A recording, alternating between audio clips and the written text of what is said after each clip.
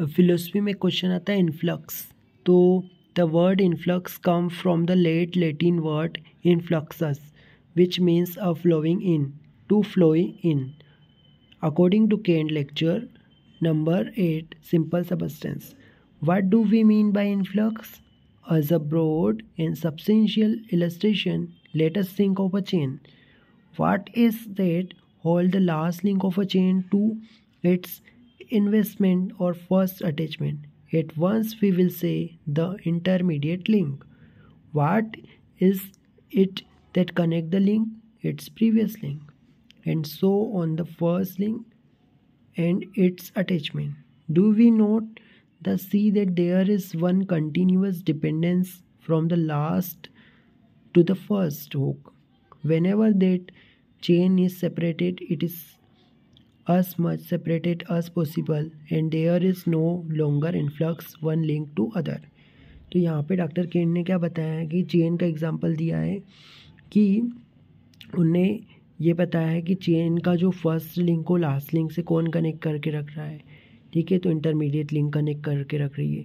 Intermediate लिंकों को कौन connect करके रख रहा है, तो वो उससे प्रीवियस वाली लिंक जो है वो कनेक्ट करके रख रही है।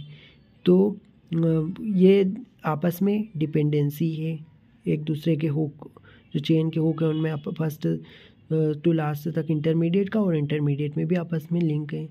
तो ये सेपरेटेड हो जाएगी जब इनके बीच में इन्फ्लक्स नहीं रहेगा, ठीक है। तो इनके बीच में इन्फ्लक्स है, उसी तरीके से अपने अंदर क्या है, एक इन्फ्लक्स है। तो all things must be united और the series is broken and influx ceases. जब सीरीज ब्रोकन हो जाएगी तो इन्फ्लक्स भी सीजेस हो जाएगा। All things are held in position because of continuous influx from first to last. सभी चीज़ें पोजीशन में क्यों है, क्योंकि इन्फ्लक्स है। First to last all things जो है वो पोजीशन में है, क्यों, क्योंकि इन्फ्लक्स है उनके बीच में, कंटिन्यूस इन्फ्लक्स है। Man from his beginning to his end there is continuous influx into the man his काज।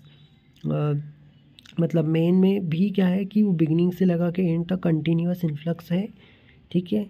और men and all forms are subject to law of influx, ठीक है। तो men and all forms, men और उसके सारे all forms जो है वो subject to the law of influx.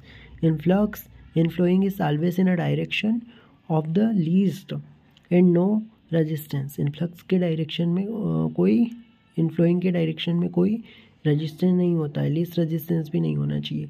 So that is in the direction of main affections, ठीक है।